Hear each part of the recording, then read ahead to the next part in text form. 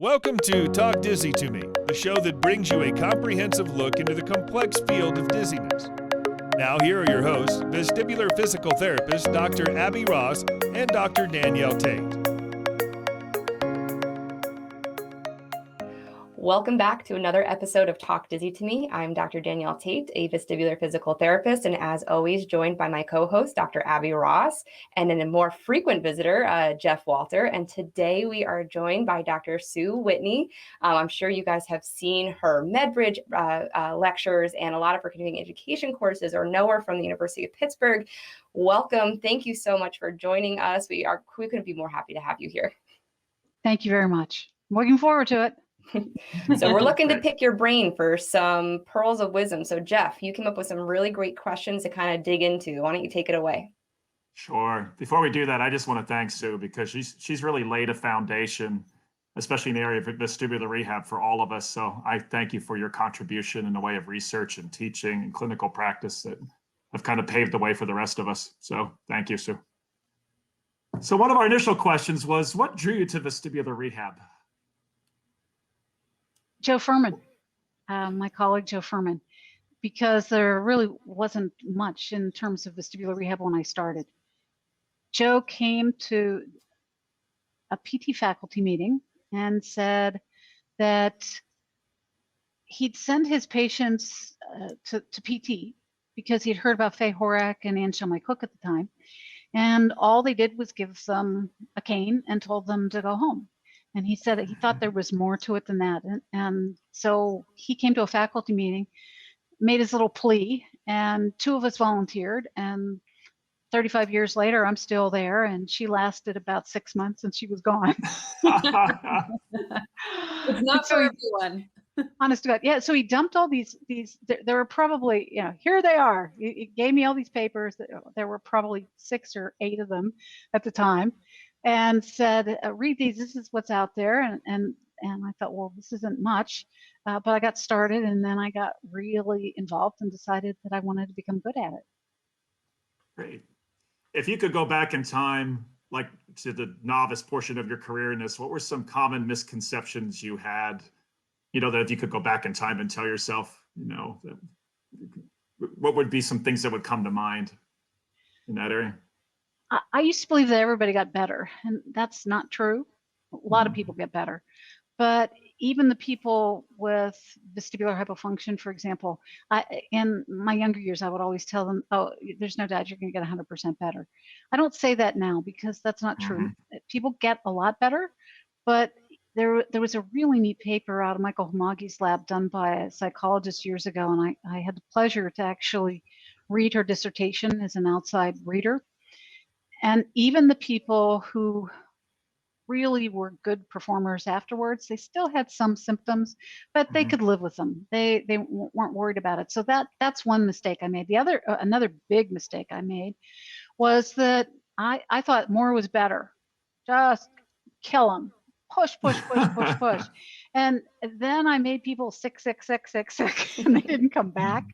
So I learned that moderation is a lot better than just pushing people through because it doesn't work real effectively. Those were 2 biggies. I also learned that some things that people do or talk about in the literature just don't work, at least for me. And for example, one of the things that because Norier was one of the few articles that existed when I started.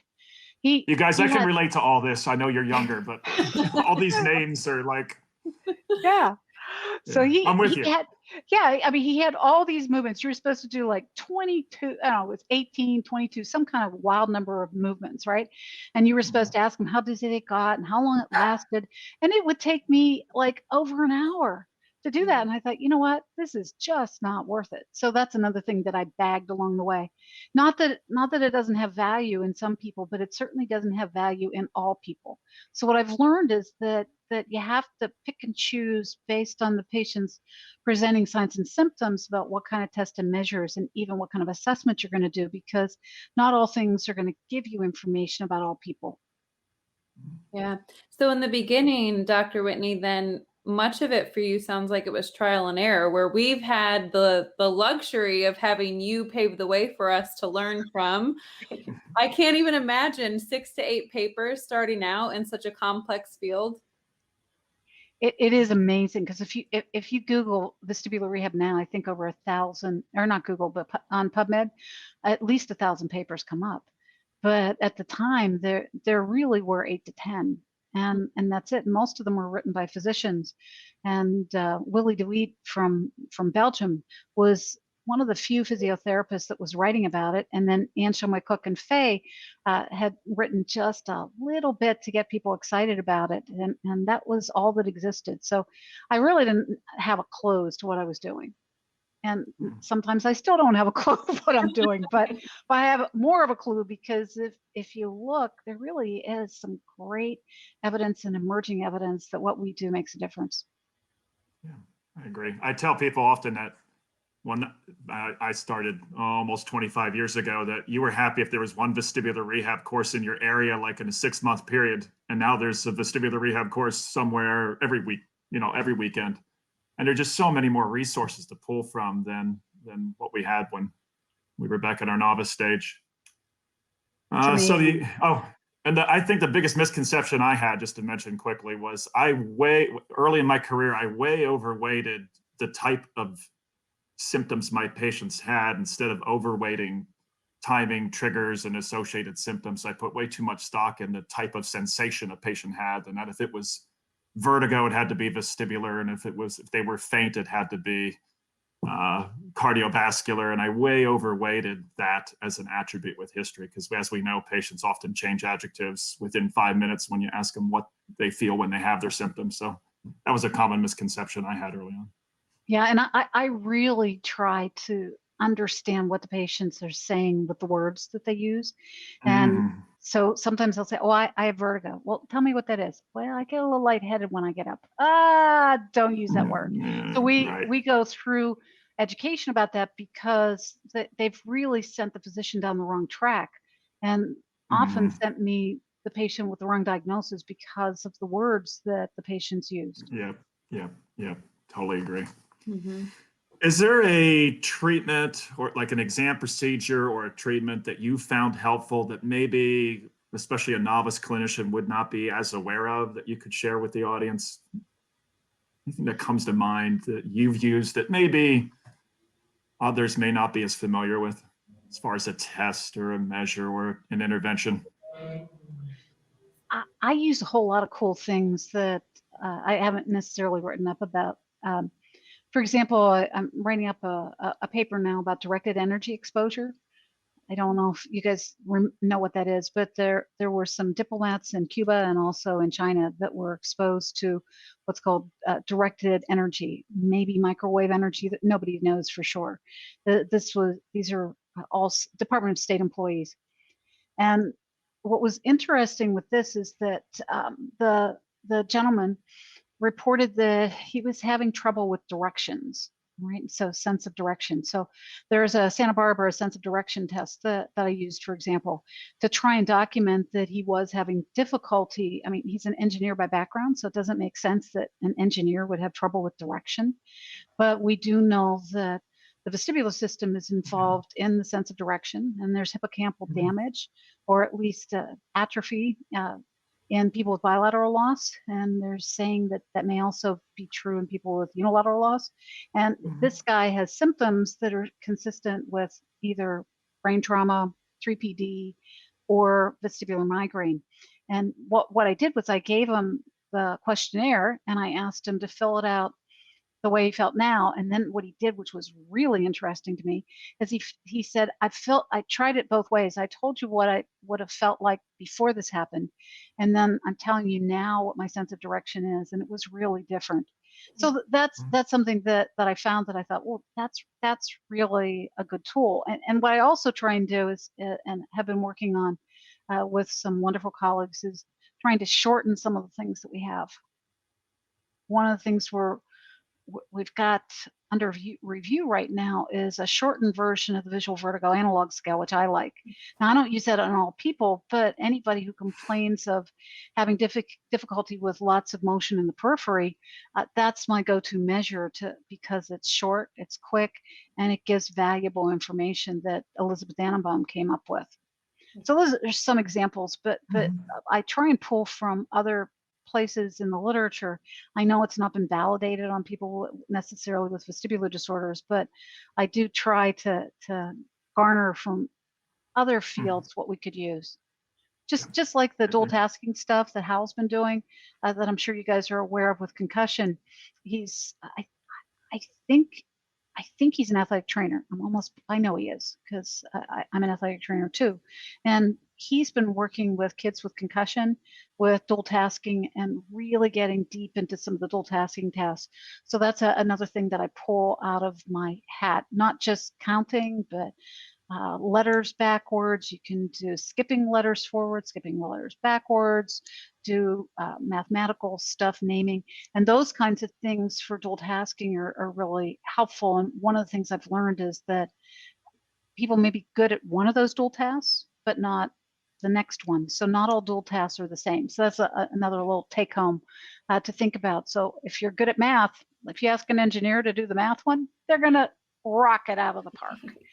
You ask an engineer potentially to do letters backwards, you may see a very different performance on the dual task, because that may be much more difficult for them to do. So those are some examples of how I try and think a little out of the box. Now, with the dual tasking that you were talking about, what vestibular exercises are you typically pairing that cognitive piece with? Actually, sometimes just standing. Depending on what their balance looks like. Most often I use it during gait, and then to really tweak it, we'll sometimes use uneven surfaces. And we published a paper recently where we had an uneven surface, and we had little blocks of wood underneath at different angles. So it was really an uneven surface that was totally unpredictable. And we looked to see how they did on the dual task while they were walking on uneven surfaces and then even surfaces. Cool. All right, we want to fire some BPPV questions at you here to see what your thoughts are on the following. Do you think there's any role at all for post-treatment precautions in patients you see? Are there like exceptional situations where you do think it's advisable to consider them? I know the majority of the literature, struggles to show that in large groups of patients it makes much difference, but do you think there's select cases where, from your experience, that it may have some value? Yes, I do it occasionally. I try and follow the guidelines. So the clinical practice guidelines that came out from the American Academy of Head and Neck Surgery say you don't have to do it, and I agree. I think in the majority of cases you don't. But just like me, I'm sure you guys have seen those people that no matter what you do, they're clear when they leave, and when they come back, they got BPPV again. And I'm scratching my head going, what in tarnation is going on here? What am I doing wrong? So then I'll try every maneuver known to man that I know. If that doesn't work, and even in the interim, sometimes if it just keeps coming back, I do a couple things. Because I was on the first task force, and I said sometimes, head motions or whatever make a difference, and they're like, no, that's not in the literature. I said, okay, I lost that one. I fought the hard battle and lost. But for example, I had one patient that kept coming back, just like you said. She looked great when she left. She'd come back a couple days later, a week later, and she'd have BPPV again, posterior canal, same canal. So I started asking her questions, because you're not supposed to restrict any movement. That's what the guidelines say. And she told me, I said, well, what do you do during the day? And so we went through it, and then she told me about eye drops. She said, I put in eye drops. I said, well, show me how you do that. And she tipped her head back, and she in standing, and she opened up and was in a lot of extension and a little bit of rotation. Great place if you were going to dump crystals out. Great way to get it in the posterior canal. She demonstrated a mini Dix Hall pike for you. Yeah, and standing. Yeah. So I said, you know what? Let's try something different. And I said, this is not according to the guidelines. We're just going to experiment here. And I taught her to lay down in supine with her head on the pillow and put her drops in that way. And then I didn't see her again. Now, I don't tell people don't look up. I don't tell people not to do things. But occasionally I do because it seems to work. And if somebody just keeps coming back every time, I do say, like, maybe not, I don't tell them, I know what the rules are. This is what I tell them. So you know what, for everybody, I say, I don't want you to look up or down for a couple hours, because I don't. Every time they reach down for a purse when they're going to leave, if it's a woman, they seem to get BPPV again. So don't look down, don't look up for me. You can look right and left all you want. I don't care. It's not going to make a difference. And then I also tell them they're not allowed to lay down until they go to bed at night. And I know that that's not in the guidelines, but that's what I tell them. And I tell them, I said, this is not what the guidelines say. This is how I practice. Seems to work fairly well. Don't know whether it's better than nothing at all, but like not doing, not giving them any restrictions. But I do that for that day, because I've had way too many people go home. They lay down in that darn recliner. Their head's back, it's rotated, and they come back with BPPV again. Whether it's that or not, I don't know, but that's what I do. Yeah, I think also if somebody is extremely anxious and they have nausea with the treatment and they vomit and they're traveling far, I tend to tell them for one night, follow precautions, even if it just slightly increases their chances of success. They don't seem to mind. A lot of them have been sleeping in a recliner to avoid being fully recumbent for weeks or months before they see us anyhow, so they don't seem to mind one more night in some cases. But yeah. Yeah, we published a paper recently with my colleagues in Brazil that actually demonstrated, and this is just something for you guys to know too, if you haven't read the paper anyway, but what we found was that when people, we called it a Tomarken-like event, when people do that, whoa, they look like they're falling back. Well, they don't look like, they throw themselves back. Sometimes they throw themselves forward. When that happens, they get better. So that's actually a positive thing. When you see that after a repositioning, and I'm sorry, go ahead. I have a strong theory on that, because I've really watched eye movements close, and when I see that real strong falling response that you never forget as a therapist with these patients, when it's real strong, I think the debris is transiently dumping into the anterior canal in the third position of their epley. So you're maneuvering it around the posterior canal, gets near the common crus and dumps transiently into the anterior canal. When you sit them up, they get transient anterior canal excitation. And I think that's why we get those real strong falling responses when we sit patients up occasionally, especially if I'm using a tilt table to treat somebody that doesn't move well. But sorry to interrupt. So what were your thoughts on it? No, it's really a strong response, as we all know. And the last time that it happened to me recently, of course, it's a lawyer. She comes in, she's cranky, right? And she wants her BPPV fixed. And I'm like, yeah, I can do this. This should be fine.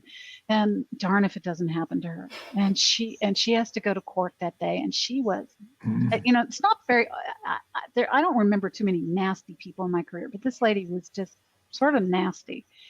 And she's a lawyer and blah blah blah, and she really did, had the nausea, had the fall back kind of thing. And so I gave her the paper. I said, take a look at this paper and see what you think. And then of course I'm out of town the next day, and I get this call from her, and I'm thinking, oh man, I'm going to just get ripped apart by this woman, like this is going to be bad. And she called me and she said, I wanted to thank you for helping me, because I'm 100% better today. And here I'm worried, going, oh man, she's going to just fire at me. And it worked out great. So the take home message is, if you see that, regardless of what happened, what anatomically is happening, because it did happen in, I think it was in about 15% of the cases that we reported, and everybody who demonstrated that response had a negative Dix-Hall-Pike the next time they came in. Yeah, that's good, because I just had that yesterday. I just had that as well. And he said to me, I said, I think we got it. We're going to reassess. And he said, yeah, okay, this will be a miracle if you just help me. So now you can say there's a paper you can say there's a paper there that says that that's a positive sign. When I see that postural instability with sitting a patient up, when it's real strong, I think it's usually the anterior canal phenomenon. It's real transient, but I think it falls right through the anterior canal right back into the utricle. And I've left it alone when it's real strong like that. But look at the torsion would be my advice, because if it's right posterior canal involvement, if we see downbeat left torsion, to me, that's reversal nystagmus. And I'm not enthusiastic about seeing that, because that to me typically means the debris just settled back down in the posterior canal. But when it's in that anterior canal, you'll get downbeat with torsion to the ear you're treating. So I always really look closely at the torsion when I get that falling response. And it's real intense. It's almost always the anterior canal phenomena, I think, from experience. Well, Okay. we talked about it in our theory. We actually thought that it was the otolithic crystals falling back in and actually jarring the otolith. So that's another potential theory for why that occurs. But the take-home message to any PT listening is that you got to hold on to your patients when you're doing a maneuver, and hold on to them not just for a few seconds when they come up, because it doesn't happen just when you get them up. As you guys have seen, it also can happen when they go to stand up. And I've had people almost bash their heads in when they do, I call it the dumpster dive. They just fold over and almost collapse on me. Yeah. It gets hard to convince students of that sometimes, because they'll see you work with a couple patients, and the majority of the patients might have a little instability, but you're with them. And then that one patient where they get that real strong falling response, they're just not quite ready for it because they haven't seen it before. You almost have to experience it to know. Right. Yeah. It happens one time and you never let it happen again, ever. I want to say right. something back to the precautions. Sometimes I think it's important to actually make sure you're encouraging movement, because a lot of these people are already so guarded. Well, how am I going to know if I actually help them if they're still avoiding everything that triggered their symptoms to begin with? So I think depending on the patient, you can really go to both extremes. Don't do this movement, or please do this movement. Yeah, that's why I really try to, unless I'm desperate, I try not to tell anybody not to do things, because there really isn't great evidence for that. I mean, the evidence is pretty clear that they need to get moving. And I agree. That's why I think a lot of us make mistakes with people with BPPV, because we don't have them come back. And I think that's a real disservice. Having a negative disc Hallpike is good, but I always say we have to make sure they get their life back. And that means moving their head, bending over, all the things that they did before. And if we can do that quicker, I mean, it usually I think happens anyway, but it doesn't happen in all people unless you really coax them to do it. And I think it happens a heck of a lot faster if we can encourage them to move more safely and effectively, and they know what their limitations, if there are any, what they are. Well, there's so much more research now suggesting that we should have patients do a little bit of vestibular therapy following maneuvers for BPPV. And it's exactly the way you said, people aren't moving and they're guarded and they want to avoid positions. By bringing them back in, it gives me more time to educate the patient on home maneuvers if they need this again for recurrences in the future, but to also make sure that they're functional, they're moving safely, they're doing the things that they're supposed to do, and that they're ready to go and be done with this by the time they walk out the door in a couple of visits. So it's definitely worth it, rather than just doing a Dix Hallpike and Epley and sending them on their way and never seeing them again. It's good to bring them back in to educate them. I agree. And Danielle, I actually rarely do teach self maneuvers. After the paper came out a couple years back that said that there's a high prevalence of it being in the opposite side, and so I don't do that very often. And I have very strict criteria for who, and I'm sure you do too, for who you'll teach to do the self repositioning maneuver, because if they're not, Whitney's rules are, you got to be smart. The patient has to be smart. The patient needs to bring a pillow.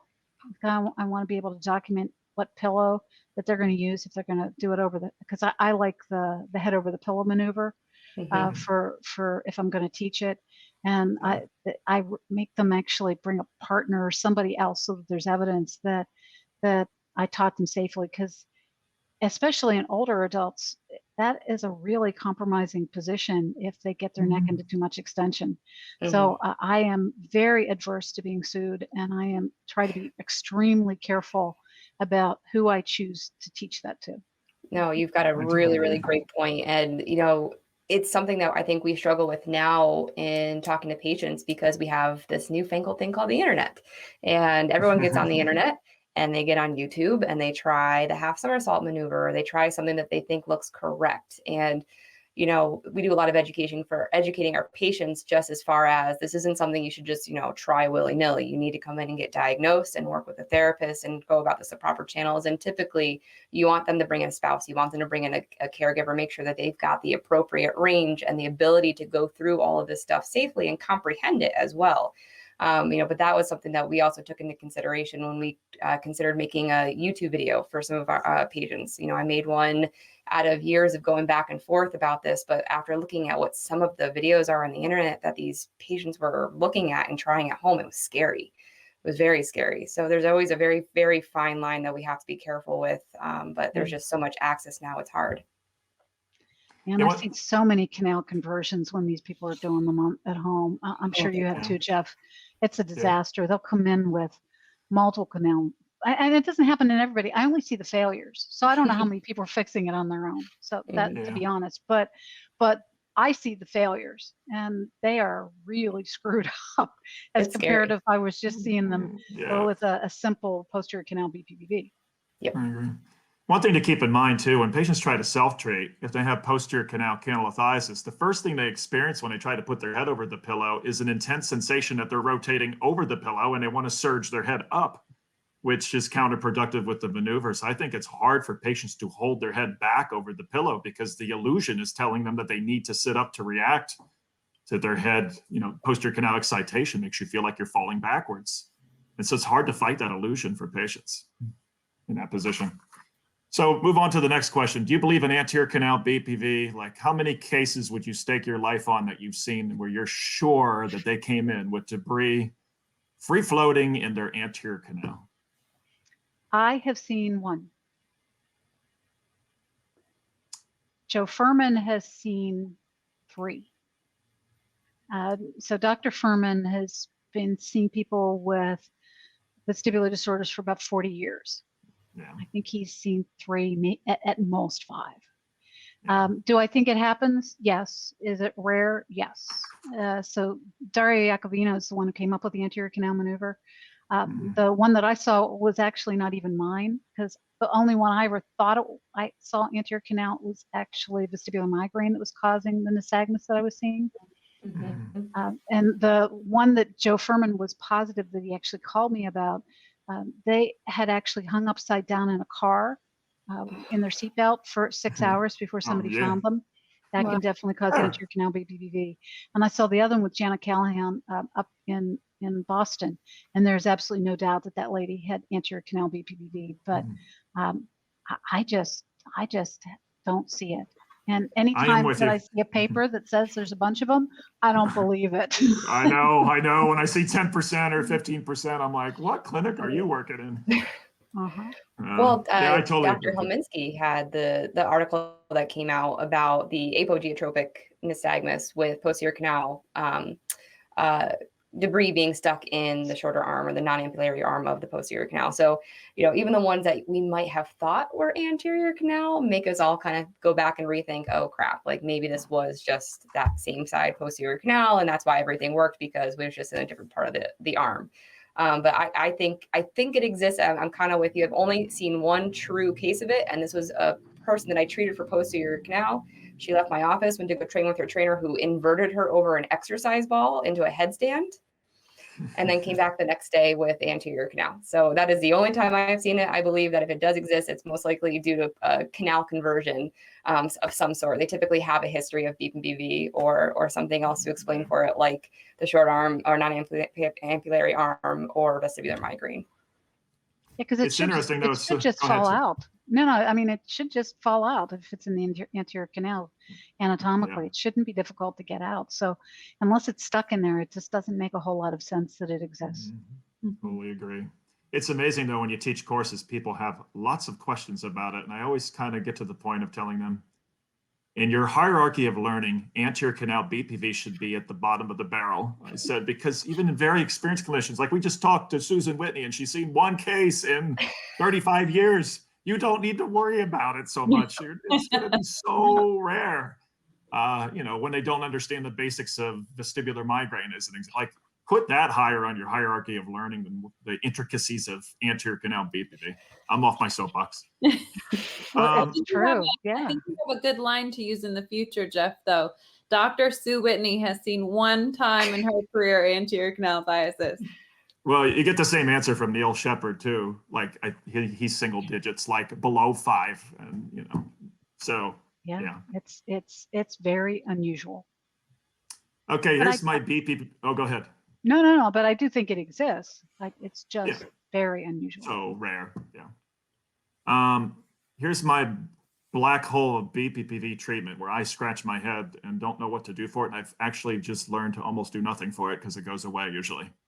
Posterior canal cupulolithiasis. Are you real confident that there's effective treatment for that? Because I have tried, you know, Samant maneuvers. I've tried vibration in a variety of positions, and I've not found anything to be real successful in liberating debris from the posterior canal cupula if it's stuck. And I think a lot of times it's stuck on the utricular side of the cupula. But any pearls of wisdom there? I do think that exists. Have you tried the Demi Samant or whatever? Have you tried that one? Yeah, I'm familiar with that. I just shake their head like crazy. Whitney and Furman's rule is that if it's stuck in there, you got to get it to move. If you get it to move, you can get it out. Doesn't matter what side it's on. And so I do some pretty significant shaking of people's heads, and you know, we've tried hair dryers on people's heads and lots of movement. So that's one of the few times that I actually do ask people to do things at home with BPPV, and I'm sure you guys do too, because you know, the few minutes that they're with me once or twice a week is not going to necessarily move that debris. They're going to have to do it on their own, and we got to figure out how to get all that stuff shaken up and out. Yeah.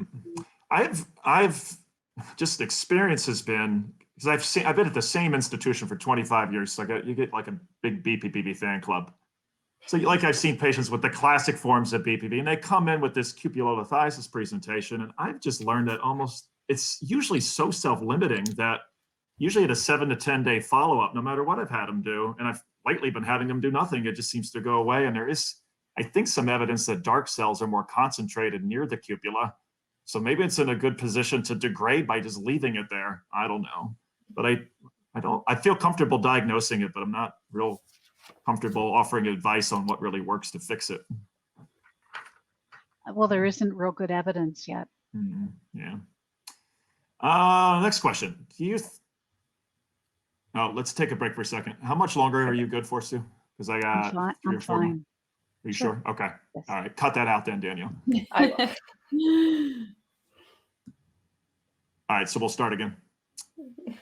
Do you support the development of vestibular rehab as an APTA board certified specialty? And what, like, just briefly, like, what's the background, or is there any movement towards it? I fully support it. I supported it as much as I was allowed to when I was on the APTA board of directors. The initiative failed, went the whole way up to the highest level of rebuttal. And the panel said no, because they didn't feel that the group that brought it forward met the criteria, that they hadn't done everything they were supposed to. What I've done since then, though, is try to figure out how to fix that. And I have been working with the Pennsylvania delegation to try and see if they will bring something forward to the House of Delegates for the American Physical Therapy Association, and try to see if we can have a big, broad look at post entry level education. You know, where do we want specialization to go? Do we want subspecialization, which I don't think it really is. I think it's a specialty, period. But, you know, is subspecialization the way to go? What do we really want to do with residencies and fellowships?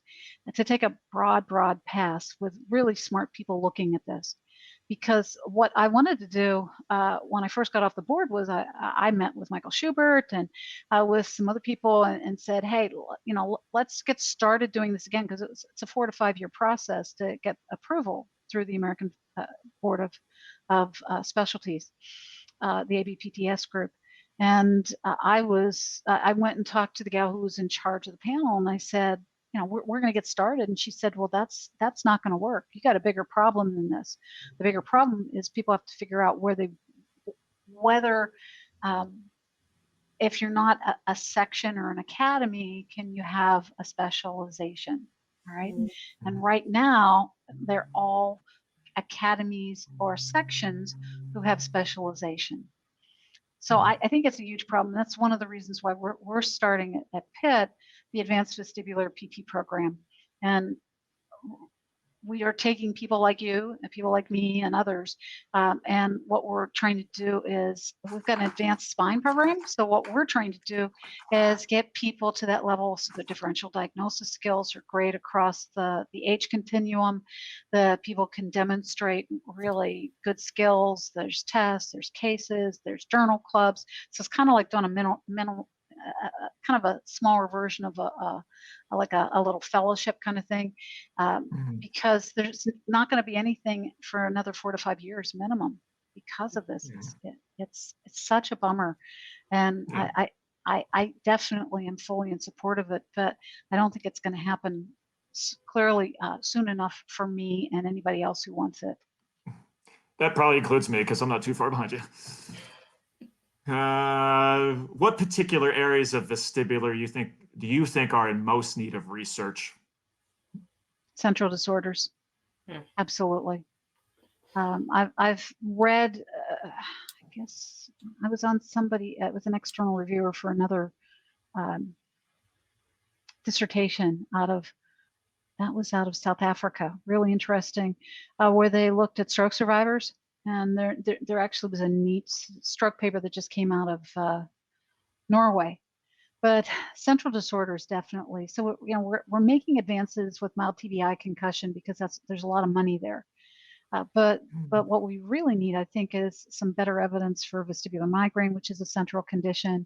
And boy, I'd sure love to see if any of us could come up with some evidence that can help persons living with cerebellar disorders, and even pike and Ika stroke. Those are tough, but cerebellar disorders and dizziness are really a big problem.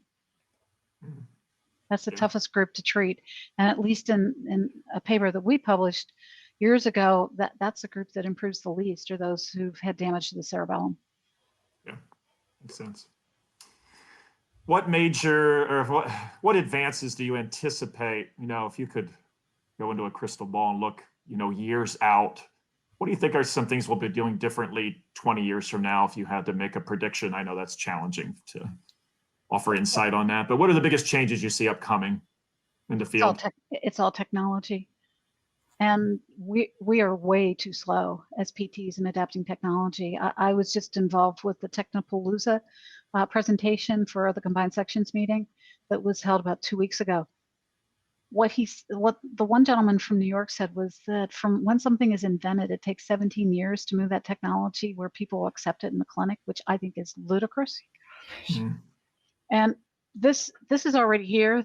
And for those listening, I have a cell phone in my hand.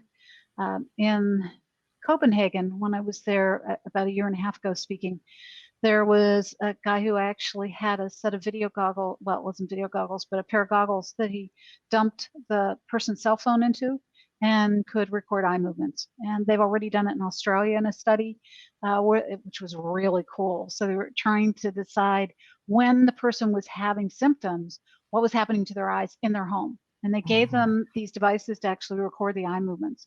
And it was just a really fabulous study. So they could differentiate some of the eye movements that they saw with vestibular migraine versus Meniere's disease, especially, which I found fascinating. So that's already in the home. We're working on a project now for the Department of Defense where I'm using, well, again, I don't do it. I am not anywhere smart enough to figure this all out. I work with brilliant engineers, and this is a Department of Defense grant.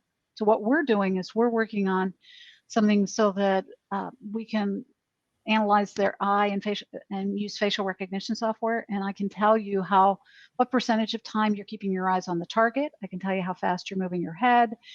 We're working on accelerometers now, and we could look at your postural control. And the other cool feature that they're designing right now that we haven't tested yet is we're developing a system where you can use an iPad like your standard iPad with an app, and you can do gait analysis, like step so length, stride length, step width. We're going to look at rhythmicity, all the kinds of things, work on dual tasking. This is what the Department of Defense wants. And these are really exciting initiatives. So all of us are going to have to figure out how to use technology like quick, because it's here and it works and it's cheap. Accelerometers are cheap. You essentially have one in your phone, and people are using the timed up and go, and looking at kind of the smoothness of the timed up and go based on your cell phone. There's just all kinds of cool things like that. And telehealth is here. We're Michael Schubert and I and Sarah and a couple other folks are going to do a telehealth survey. I'm working on that right now to try and find out what doesn't work with vestibular rehabilitation. Not what does, because we know a lot of it works, but we don't know when we shouldn't do it. So that's what we're really trying to probe.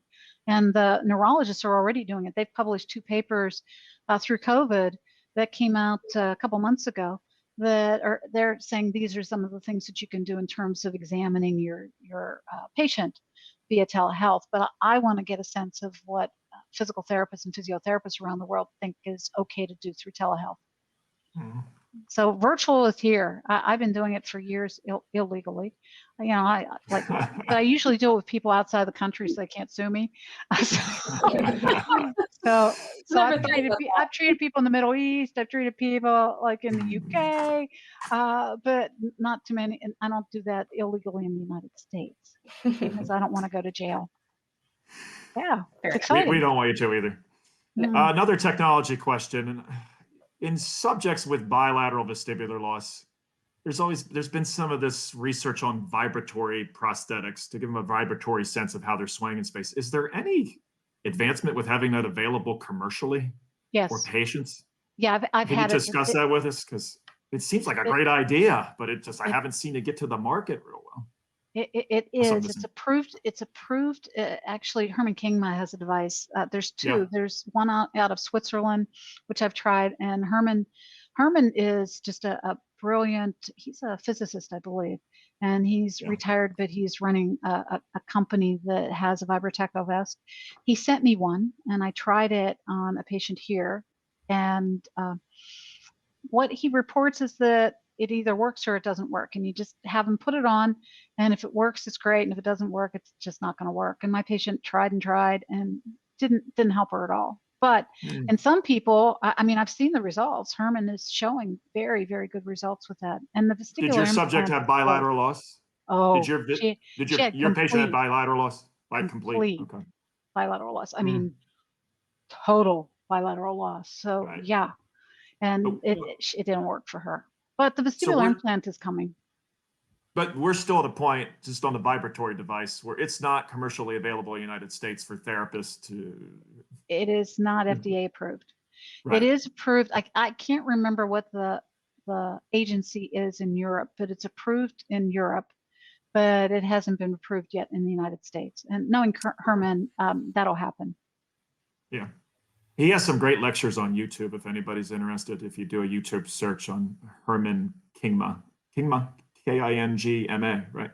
Yep, he's brilliant. Yeah, I enjoyed listening. I think it was an anatomy lecture he gave. It's on YouTube. That's really good. So thanks. Can I say one thing about telehealth? It was music to my ears to hear that you were doing this even pre-pandemic, because I also was, and people looked at me like I had 27 heads. So to hear that Dr. Sue Whitney was doing telehealth pre-pandemic, biggest smile. Oh yeah. Well, it works for most things, and that's what I want to try and find out what people like you say. That's as far as I'll go. Like with this, I wouldn't do it. And that's what actually I was working on before we started this evening, to try and get that questionnaire up, and hopefully you guys will answer it, because the more people that answer, the richer it'll be for all of us to learn from each other about what we all think is safe or not safe to do. Absolutely. You mentioned implants. Can you give us just an update on where we stand with that? The first, well, there's 3 groups in the U.S. that I know of that are involved, and that's the University of Washington. At Harvard, there's some work being done by Richard, and then at Hopkins. And Hopkins has, I think, the most people that have had the implant, and they have the capability, I think, with theirs to actually stimulate all 3 of the canals. With the electrodes, the way they've got it positioned. The Raymond Vandenberg is doing a lot of the work in Europe, and he is in the Netherlands. And they're actually, for the Association for Research on Otolaryngology, the ARO meeting, they're doing a vestibular implant discussion with all these key players. What I have seen in the group in the Netherlands, and Herman's worked with a lot of those people through Raymond's group and some of the other surgeons that are involved in that, and also the videos that I've seen out of Hopkins, that it really seems to work. What I tell my patients, though, is, and I know that my buddy at Hopkins doesn't like this, but I always say, don't be the first in line. You know, you want to make sure they get it right, and then go ahead and try it. But it is exciting, and I think it's got great potential. What they always told me was, you know, figure about 10 years, and then it'll work, because cochlear implants started about the same way in terms of success and failure. So one of the things I have worried about with the vestibular implant, and Michael Schubert and I were involved as PT, not really consultants, but we were invited to these amazing meetings that were held in Europe, and we sat around with all the physicians. And one of the things, like one of the talks I did for them was, don't choose these people for your studies, because if you do, you're going to get really funky results. So who to pick to try and figure out if this thing is really going to work, and how do you want to screen them, and what characteristics should they have. So, you know, like if you're a worrier, if you're a catastrophizer, that's not a person that you want in an early clinical trial to do a vestibular implant. It doesn't mean that they shouldn't get the implant later, but that's not who you want to make the judgment about whether this thing works or not. So that was really exciting. So Michael and I went to at least two of those meetings in Europe and met with the physicians. And one of the things, for example, I said was, like, what happens when you turn it off? Okay, so if the battery dies, or if it's turned off and I stand up in the middle of night, am I going to fall over thinking that I'm going to be okay? And so we've been talking about where do you put the battery? So you put it on the outside. That's the way the cochlear implants are, right? If you put it on the inside, you got to open up the skin to change the battery, which causes all kinds of funky bad things, right? And so there's just a lot of what's the best way to do this, even if you know it works, to make it manageable and also safe for people. So those are some of the concerns that I had initially, and they've been working really hard on this, and it's come a long way in the past 5 years. One of the interesting things I saw at a conference about a year ago where Charlie Della Santina was lecturing was they showed a patient where the processor was being turned on for the first time after surgery, and the patient lurches back in their chair and starts yelling because they start to get a sensation of movement. And it was just, they turned it on a little too strong, I think, but it was interesting, that response. So, you know, when a cochlear implant falls off, which we've all had the processor fall off, patients can pick it back up in their death for a couple seconds. But if you think about it with a vestibular implant, falls off, you'll be falling on the ground potentially. So yeah, like you said, securing it to the skull seems to be an important issue with it. It really is. And what Charlie has said is that there seems to be some carryover. So he's not seeing that, which was one of my fears, that if it fell off or didn't work for a little while, what was going to happen. I don't think that that's happening, but it is interesting. Yeah, he mentioned he was letting subjects not use it at night and didn't see a negative effect with that they could take it off at night and in the morning put it back on, and they seemed like they didn't like decompensate. Because remember, we always have vestibular tone, and you think if you reduce it, the patient would start to adapt, maladapt again, but apparently not. Oh, do you guys have anything else? I don't want to hold Dr. Whitney up anymore. We've gotten 50 minutes with her. This has been great.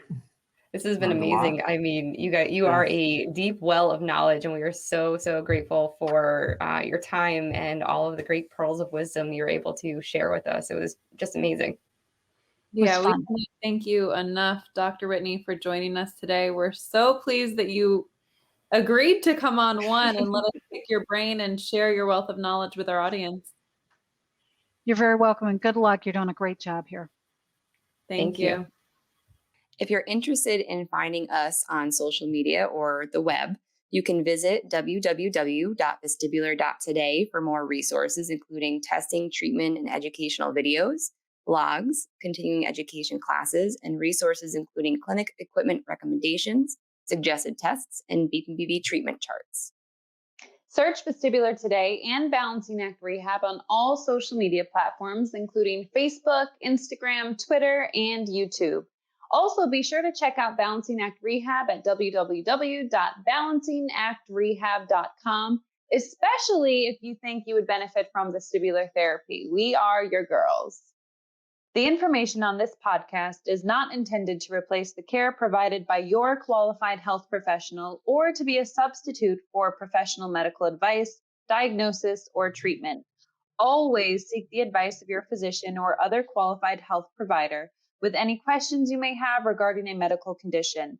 Never disregard professional medical advice or delay in seeking it because of something you have heard on Talk Dizzy to Me. Please contact us at Balancing Act Rehab if you think you could benefit from vestibular therapy.